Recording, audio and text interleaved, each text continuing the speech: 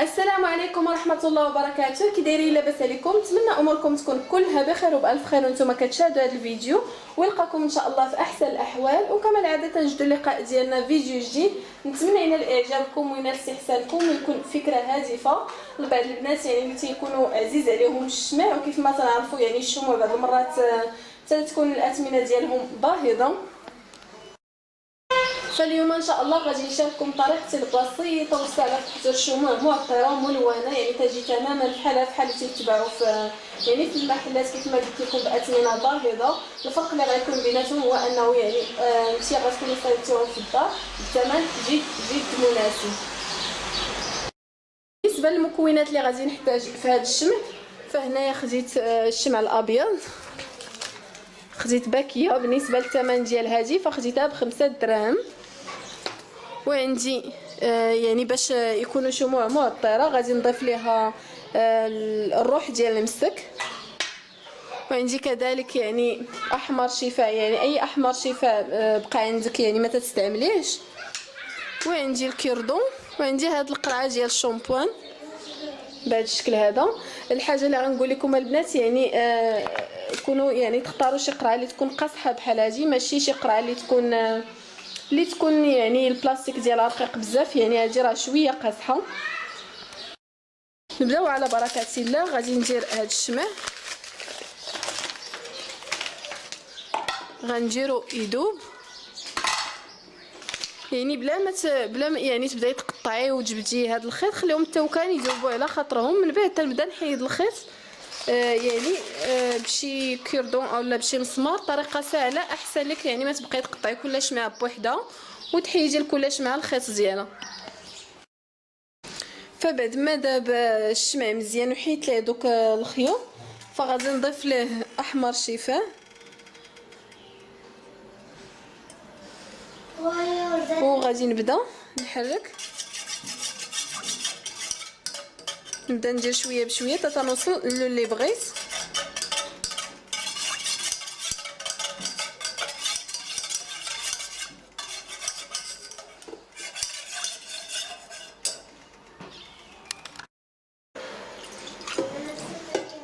تنبداو نحركو مزيان باش يذوب داك الشمع، يذوب عفوا احمر شفاه اللي درنا فيه. من بعد غادي نضيف ليه الروح ديال المسك اولا العطر ديال المسك، غندير قطرات. بعد ما حيدت الخليط من فوق العافيه خليته تقريبا واحد 5 دقائق تبرد واحد شويه. من بعد خديت واحد الخيط لصقت جوج هكا بيديا ودرت فيهم هكا الكيردون، غادي نديرو في هذه القريعه.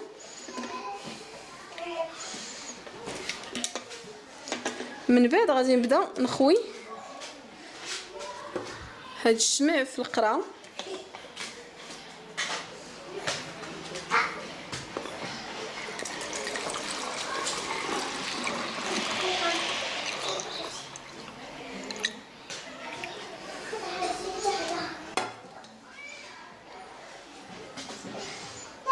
وغادي نحاول يعني نجيب هذا الخيط في الوسط ونخليها حتى تتبرد مزيان.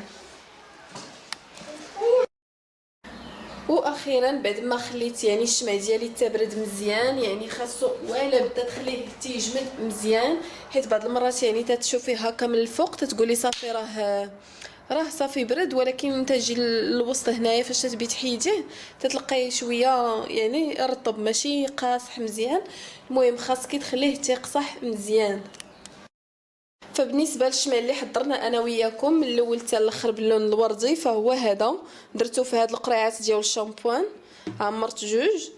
اما بالنسبه لهادو فحبيت نشارك معكم هاد الفكره ديال هاد البواطات ديال الحليب، ممكن تستغليهم كذلك وديري فيهم الشمع ويجي الشكل ديالو على شكل مربع تيجي كذلك زوين. فبالنسبه لطريقه التحضير ديالو كذلك يعني بحال الاول اللي خدمنا، الفرق اللي كاين بيناتهم هو هذا زدت فيه كذلك العكر في اللون قهوي كيف ما تلاحظوا، هذا لونه قهوي. وكذلك كاين الملونات ديال الشمع اللي تيستخدموهم بزاف الدراري تيلونوا بهم، خديت جوج ملونات في اللون القهوي ودرتهم هنايا.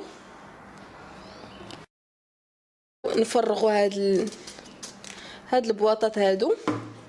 غادي نحاول ندير شي موس هكا ديال المنشار، وغادي نبدا نقطع.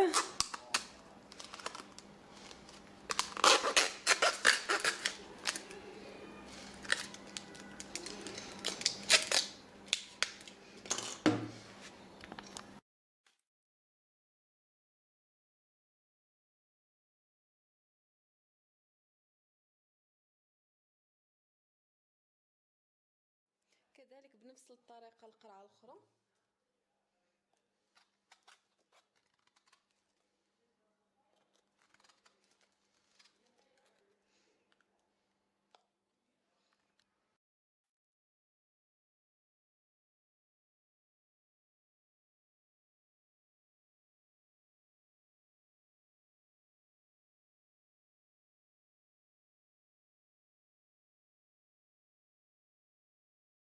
بعد ما خرجتهم من القرعه كيف ما تيبان لكم، غادي نقص شويه هذا الخيط، يعني جاني هكا طويل بزاف، غادي نقصو شويه. وكذلك بديت في الشمعه الثانيه تنحيج ليها الخيط، كيف ما تيبان لكم ما جاش الخيط في الوسط، كان مائل، هو خاصو يجي.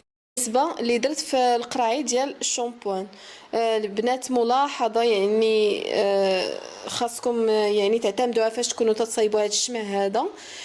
وقت ما ذوبتوا الشمع الا بغيت ديروا في دوك القريعات ديال البلاستيك، انا كيف ما قلت لكم مختاريت هاد القريعات شويه قاصحين، يعني ماشي شي قسوحيه غير شويه.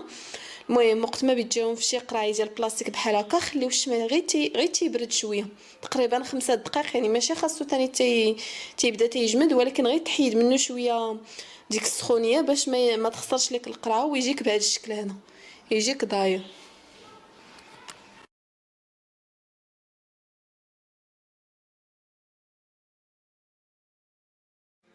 وفي هذا الفيديو البنات بغيت كذلك نشارككم واحد الحيل اللي بسيطه اللي ممكن تصايبي بها هذا الشمع في الدار، يعني في حالات ما كانش عندك القرعه ديال الشامبوان بهذاك الشكل اولا شي حاجه، فكاينين حيل اخرى بسيطه من اسهل ما يكون وبحوايج بسيطه. تنظن باللي بزاف ديال العيالات تيلوحوهم، يعني ما تيستخدموهمش. فاليوم ان شاء الله غادي نوريكم حيل بسيطه باش تقادوا بها الشمع ديالك في الدار بدون اي تعب، والنتيجه كتخرج يعني مرضيه وناجحه 100%.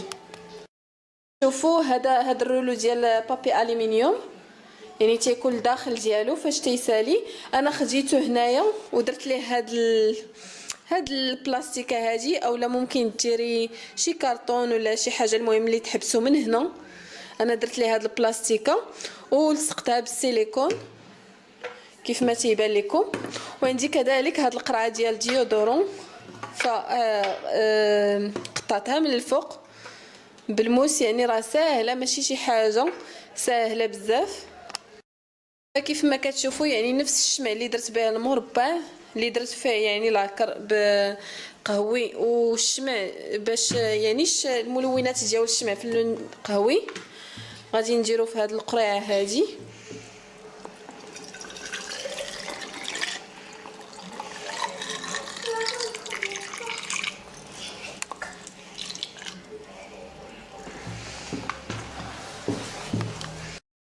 وحتى بالنسبه يعني لهذا ديال الرولو ديال البابي الومنيوم بنفس الطريقه غادي نخوي الشمع،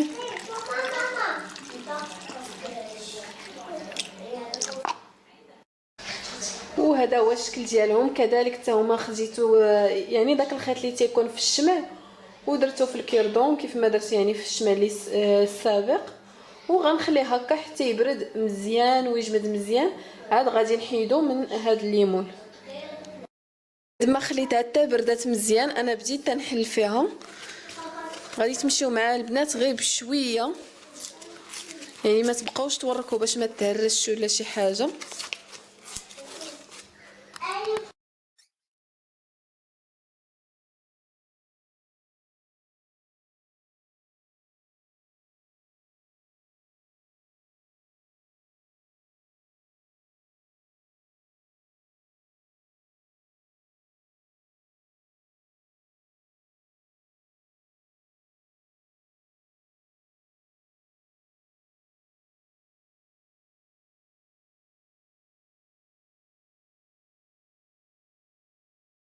فهنايا بعد ما حيدت ليها كاع داك الكرتون، فشتا البنات حتى داك الكرتون عطا واحد الزواقه الا تتبان لكم. ها هي هكا خط مائل. من بعد غادي نحيد ليه هاد الكردون، كنظن نخليها هكا بلا ما نقصها. غادي نقاد غير هاد الجناب،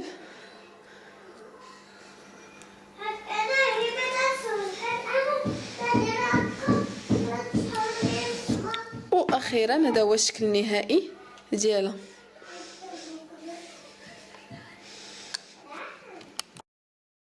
اما بالنسبه لهذه فتتبداي شويه هكا تتقطعي بالموس حتى تجبدي هاد الطرف بحال هكا، وكتحاولي يعني ما امكن ما ديريش يديك باش ما تجرحيش ولا شي حاجه. ديري هذا باش تجيك القضيه سهله، وتبقاي تجبدي غير هكا.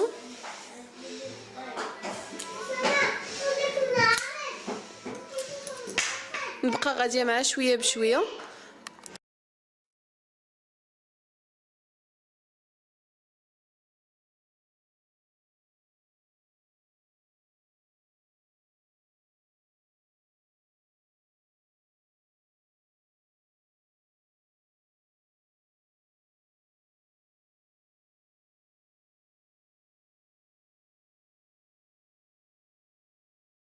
من بعد كذلك حتى هي نحيد لها هاد الكردون وصافي، وتنقاد هكا الجنيبات